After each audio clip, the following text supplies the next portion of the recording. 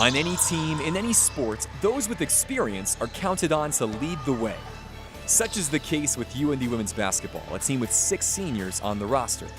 But while Lexi Clabo and her classmates have taken on their share of leadership responsibility, the senior who's leading drills in practice, setting the pace in the weight room, and making her voice heard more often than not is a young woman who's not yet played an entire season of college hoops.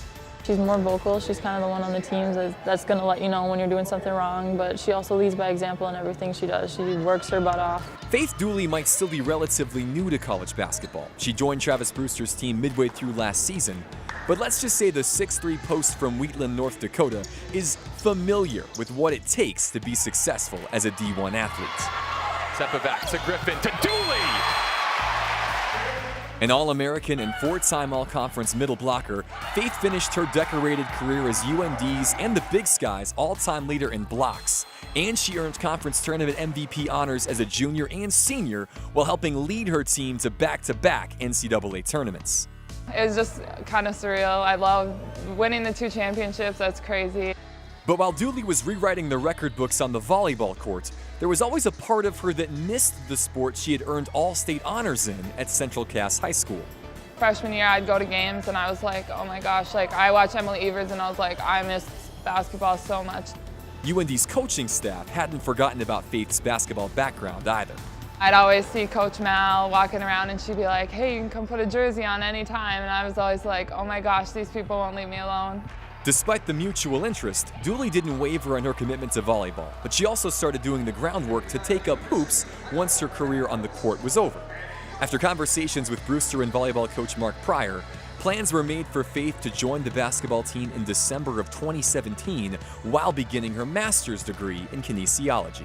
I knew I had the chance to do my master's, and I love what I do. I hate going to school, so I was like, you know, if I can get it done, I can get it done. When that came to be, I was like, this makes sense. You look at it from the standpoint, okay, how do we catch her up? What are the things that we need to work on with her? But just more exciting just to have her leadership on the team and her tenacity about how she plays. Transitioning from one sports season to another in high school is one thing. Doing it at the D1 level is another. But Faith's ability and her mindset helped make it possible. I'd done my best to like kind of separate the sports, so I was like completely focused on volleyball. And then, you know, once that ended, it was like basketball mentality now. Brew and I had kind of talked before. I just said I'm not going to want to take time off just because that's not who I am and I just get kind of bored. And so I said, force me to take a week off because I won't want to do it. We played Minnesota on a Friday in the NCAA tournament, and I think it was like Thursday I called Brew. I was like, I can't sit at home anymore. And so he put me in like on Saturday, I think it was, like after 2 days of practice against NDSU for like 7 seconds, but I was pooping my pants. As you'd expect, Faith's nerves lessened once she had a few additional practices under her belt. And she soon became comfortable in a sport she hadn't played for 4 years. The concepts that she had to learn and just kind of like the technique stuff that is different in basketball than in any sport really, and just I think she did a great job. It took me 4 years to figure some of this stuff out, and just to see her do it in like a half a year, even at the end of the year, last year, she had already picked up on about everything that we were doing. When you watch the work ethic go into play of her getting in and getting the extra shots up, watching film, studying her playbook, studying the scouts, and not surprised that she's made strides in that aspect, but that's just hard work.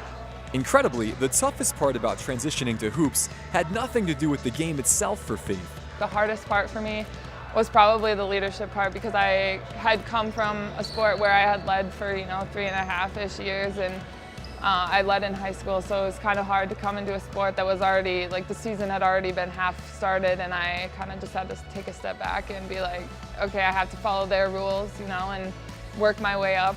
Dooley has done that and more, earning a regular spot in the starting lineup while being named the team captain in her first and last full season with the squad. Faith's UND basketball journey will eventually come to a close this spring, and no, she won't be taking up track and field or golf when it finishes. Starring in 2 sports at the school she dreamed of playing for has given her more than enough.